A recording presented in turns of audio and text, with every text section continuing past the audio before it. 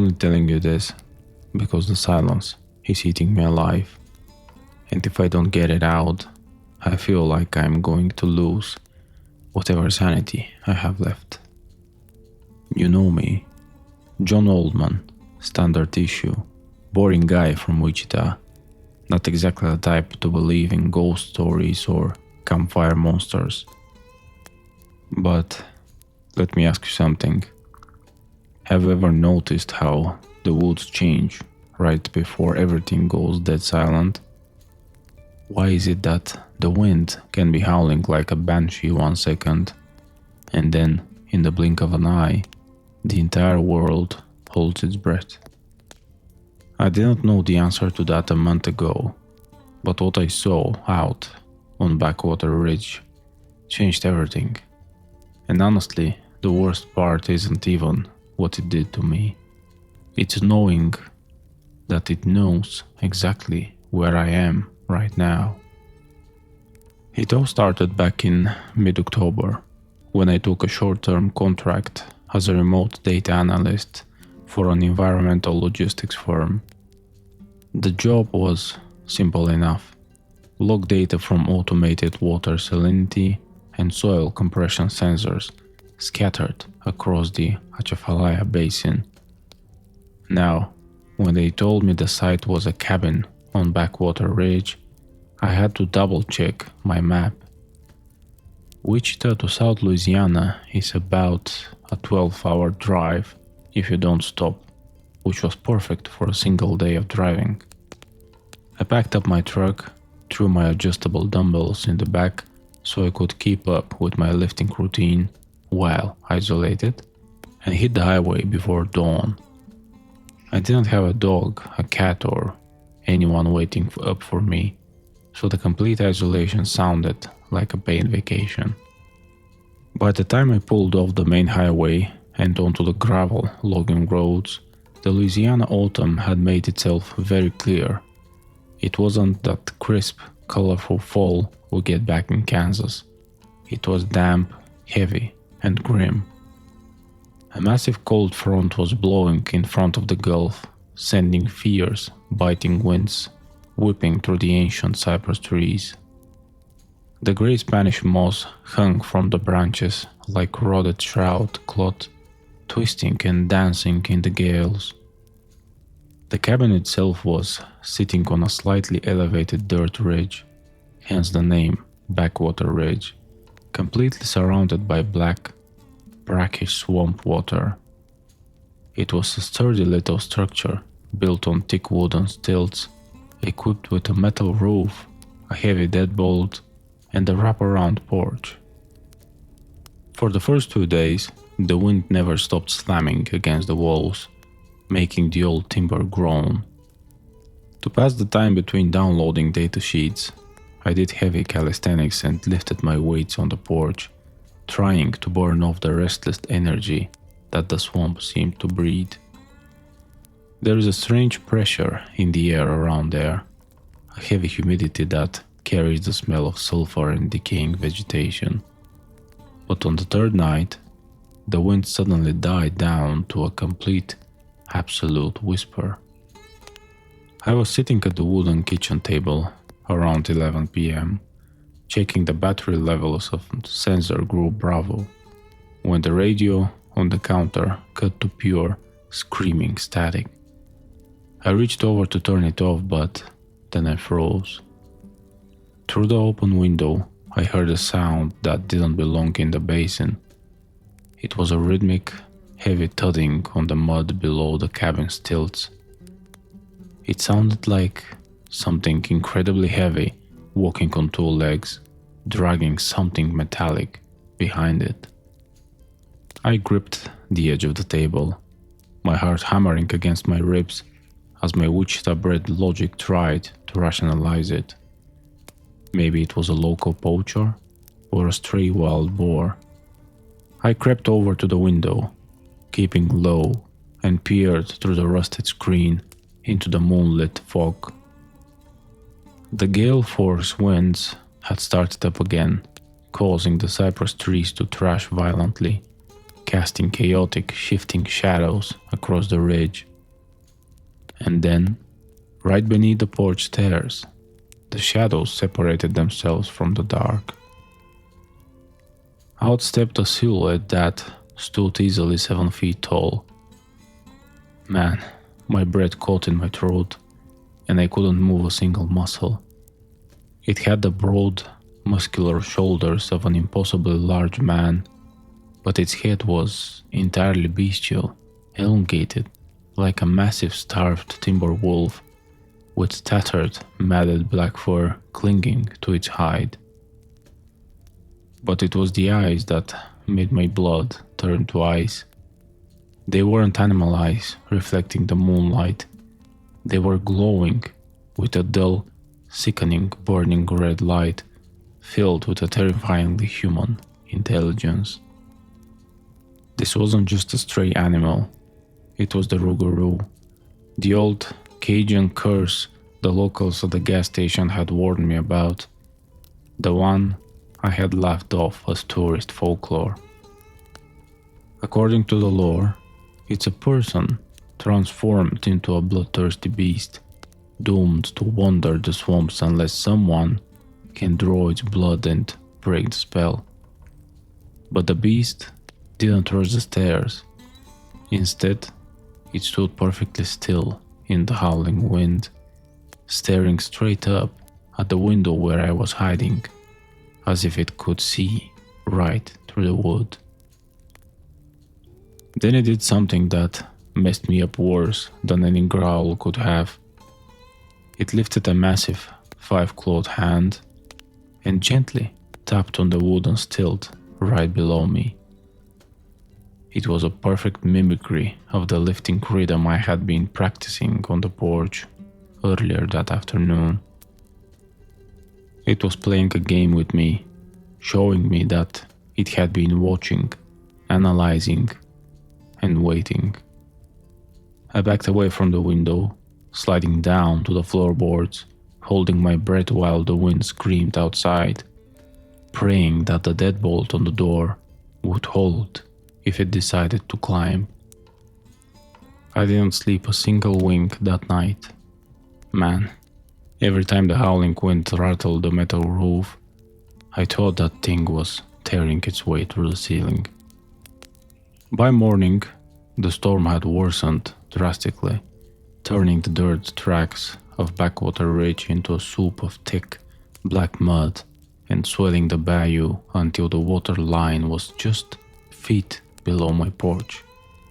Around 9 a.m., the roar of a heavily strained V8 engine broke through the gale, and I looked out to see a mud-splattered swamp buggy pulling up to the ridge.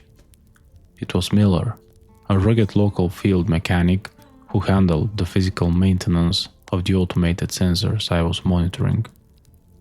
He climbed up the cabin stairs, drenched to the bone, swearing about the weather, and carrying a heavy toolbox along with a cased Remington 870 shotgun. "So the weather reports, Oldman. Thought I'd bring you some fresh generator fuel and check the western perimeter lines before the basin completely floods," he said, shaking off his heavy canvas coat. I didn't even hesitate. I told him exactly what I'd seen the night before, expecting him to laugh or tell me the swamp isolation was playing tricks on my mind. Instead, Miller's face went dead pale, his jaw tightening as he stared down at the floorboards. "You saw it," he whispered, not asking a question but stating a terrifying fact. He told me that 2 years ago, a veteran trapper went missing on this exact ridge, and when they finally recovered his flat-bottom boat, the heavy aluminum hull looked like it had been peeled open by massive, jagged can openers. "We don't stay here after dark, John," Miller warned, his voice shaking slightly over the roar of the wind outside. "But the storm's washing out the low road bridge. We have to finish fixing the telemetry units right now, or the company loses $250,000 in hardware, and we're trapped here, anyway." Against my better judgment, I agreed to help him, partly out of a sense of duty, but mostly because the thought of being left alone in that cabin again made my stomach turn. We geared up. Miller gripped his shotgun while I grabbed a heavy iron crowbar from my truck's emergency kit. Our boots sinking deep into the sucking mud as we trotted toward the thick tree line. The autumn wind was brutal, tearing at our jackets and throwing blinding sheets of rain into our eyes as we made our way to Sensor Station 3. The swamp around us felt intensely alive, watching us through the grey swaying strands of Spanish moss, while the ancient cypress trees groaned like old stairs under immense weight. We were halfway through splicing a broken data line when the wind suddenly dropped to that same eerie dead silence I'd experienced the night before. "Miller," I muttered, my hand tightening around the iron crowbar until my knuckles turned white. "Do you hear that?" Before he could answer, a wet, guttural hiss erupted from the palmetto bushes less than 10 feet behind us. I spun around just in time to see a massive, fur-covered blur explode from the brush with terrifying speed. Miller raised the shotgun, but the creature was too fast. It slammed into him with the force of a speeding vehicle, knocking the weapon completely out of his hands into the swamp water.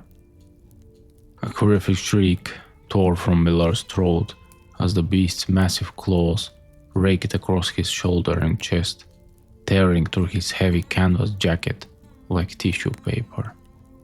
Dark blood sprayed onto the grey mud, and Miller collapsed, desperately trying to scramble backward as the monster towered over him, its jaw unhinged to reveal rows of jagged yellow teeth. Instinct took over. I didn't think. I just swung the iron crowbar with everything I had, channeling every ounce of power from my months of heavy lifting. The iron connected squarely with the side of the creature's skull with a sickening metallic thud. The beast reeled back, letting out a deafening demonic roar that rattled my very teeth, thick, blackish blood dripping from its temple, where the iron had torn its flesh. According to the Cajun legends, drawing the Rougarou's blood is the only thing that can weaken its curse, and for a split second, the burning red glow in its eyes flickered, replaced by a momentary look of agonizing shock. I grabbed Miller by his collar, hauling his heavy frame out of the mud, and began dragging him back toward the cabin, while the wounded beast thrashed furiously in the brush behind us. I don't even know how I managed to drag Miller up those slippery wooden stairs, but adrenaline is a hell of a drug, man. His blood was soaking through my shirt, warm and sticky, and the storm was screaming so loud it felt like the entire cabin was twisting on its tilts. I slammed the heavy wooden door shut, threw the deadbolt, and shoved the massive oak kitchen table right against the frame, my muscles burning from the sheer exertion. Miller collapsed onto the floorboards, clutching his chest where those horrific claws had ripped through his canvas coat, his breathing shallow and wet. "Hold still, man, just hold still," I muttered, tearing open the cabin's emergency first aid kit with my teeth while the wind battered the window panes. The wounds were deep, clean gouges that were pouring dark red blood onto the linoleum, and I had to use my physical strength just to hold him down as I poured antiseptic over the gashes. He screamed, a raw, agonizing sound that was instantly swallowed by the roar of the gale outside. I packed the wounds with heavy gauze, wrapping his chest tightly with medical tape, my hands shaking so violently I could barely cut the strips. As I finished tying off the bandages, Miller grabbed my wrist with surprising strength, his eyes wide, bloodshot and filled with an absolute, unadulterated terror. "John, you hit it," he gasped, his voice cracking as a coughing fit shook his battered body. "You drew its blood. You don't understand what you've done." I looked down at the iron crowbar resting against the wall, its tip still coated in that thick, foul-smelling blackish ichor. "I saved our lives, Miller," I said, trying to sound confident, though my voice was trembling. "No, John, listen to me," Miller whispered, his grip tightening on my arm until it hurt. "The old people, the Cajuns in the bayou, they say if you wound the Rougarou and draw its blood, the curse is broken for the human inside, but only for a moment. If you speak of what you saw before a year and a day pass, the curse transfers. It takes you." I stared at him, my Wichita logic screaming that it was just folklore, but after what I had just witnessed in the swamp, I couldn't dismiss a single word. "But that's not the worst part," Miller wheezed, his eyes darting toward the ceiling. "A wounded Rougarou doesn't run away to heal. It gets smart, it gets desperate, and it seeks out the one who spilled its blood to finish the hunt." Right on cue, the single light bulb hanging from the ceiling flickered violently and died, plunging the cabin into pitch-black darkness. The sudden silence of the electrical hum left only the violent howling wind outside, shaking the metal roof like a tin can. I reached into my pocket and pulled out my heavy tactical flashlight, clicking it on and casting a bright, white beam around the shadows of the room. Then the wind suddenly died down again, dropping the swamp into that horrifying, suffocating stillness. Then the sound of long, heavy claws dragging slowly across the corrugated metal roof directly above our heads started. The creature hadn't fled back into the deep basin, it had climbed up the ancient cypress tree branches hanging over the cabin and dropped onto the roof. I raised the flashlight, the beam illuminating the ceiling joints as they groaned under an immense, shifting weight. It was moving deliberately, tracking our positions below by the sound of our breathing. Suddenly, the scraping stopped right above the kitchen area. A second later, a deep hollow thud echoed through the cabin as the beast slammed its weight down, trying to compromise the metal sheets. "It's trying to break through," I whispered to Miller, drawing my crowbar while Miller weakly reached for a heavy iron skillet near the stove, determined to fight back despite his injuries.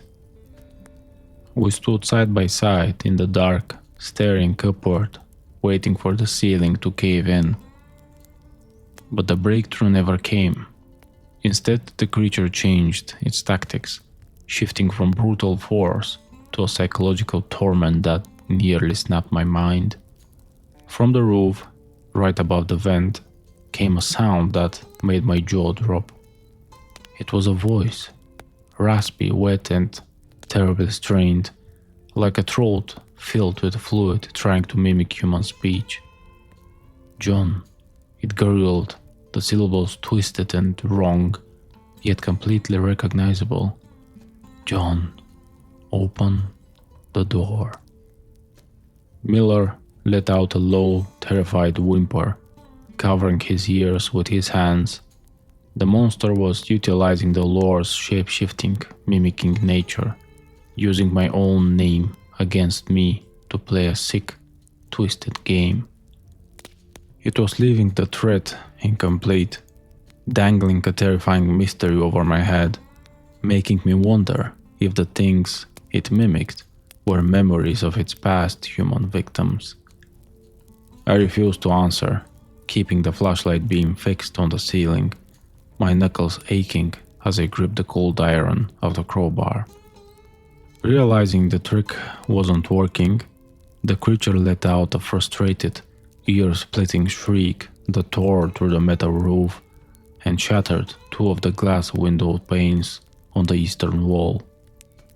The autumn wind instantly rushed into the cabin, blowing rain and dead cypress leaves across the floorboards. Through the broken window, a massive furry arm, tipped with razor-sharp claws, thrust inside, swinging wildly in the dark, desperate to catch hold of anything or anyone within its reach. I scrambled backward across the wet linoleum, dragging Miller with me as those massive, hair-covered talons shredded the empty air right where we had been standing seconds before. The autumn wind was roaring through the shattered window pane, showering us with freezing rain and the rot stink of the swamp. But above the storm, I could hear the beast's ragged, furious breathing just outside the wall. The truck, Miller choked out, pressing a bloody hand against his taped chest, his face completely hollowed out by pain and blood loss. John, we have to get to the truck. The cabin won't hold if it tries the floorboards next. He was right.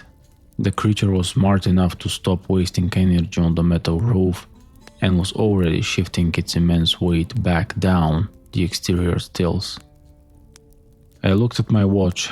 It was barely 2 a.m., meaning we had at least 4 more hours of pure, unadulterated darkness before any hint of dawn would breach the Louisiana bayou. I knew my heavy 4x4 truck was parked right at the edge of the dirt ridge, but the mud was deep, the wind was pushing gale force speeds, and the 7-foot apex predator was hunting our scent in the dark. "Can you stand?" I asked, gripping the iron crowbar in my right hand and offering my left to Miller. He nodded through clenched teeth, leaning heavily against me as we stood up, his fingers gripping the heavy iron skillet tightly, determined to defend himself despite his agonizing injuries. We didn't have the luxury of a complex plan, so we relied on pure survival instinct and the weapons we had left. I threw open the heavy front door, bypassing our broken table barricade through a narrow gap, and the immediate blast of the autumn gale nearly knocked us off our feet. The rain was blinding, turning the entire ridge into a swirling vortex of black mud and silver-gray Spanish moss. We descended the wooden steps as fast as Miller's injuries would allow, every creak of the timber sounding like a gunshot over the roar of the storm. Just as our boots hit the sucking mud of the driveway, a terrifyingly familiar silhouette materialized from the shadow of the generator shed to our left. The Rougarou stood under the lashing rain, its matted black fur slicked against its massive, muscular frame, and the dull red glow of its eyes locked instantly onto mine. It didn't hesitate or play games this time. It lunged forward, closing the distance between us with sickening, predatory speed. "Get in!" I screamed, shoving Miller toward the passenger side of my truck, while I turned to face the oncoming nightmare. I didn't try to outrun it. You can't outrun something that fast. Instead, I used its own momentum against it. As the beast leaped, claws extended to tear my throat out, I dropped low into a power lifter stance and drove the jagged tip of the iron crowbar upward with everything I had. The iron struck deep into the creature's thick thigh, tearing through muscle and sinew, spilling more of that foul, steaming blackish ichor into the mud. The Rougarou let out a curdling shriek of agonizing rage, its massive arm swinging blindly and catching me hard across the ribs.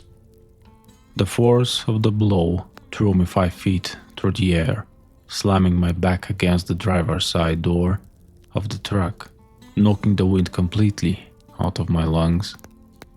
Through a haze of pain, I saw Miller hanging out of the passenger door, swinging his heavy iron skillet with desperate ferocity, striking the beast right across its sensitive snout as it tried to drag me under the chassis.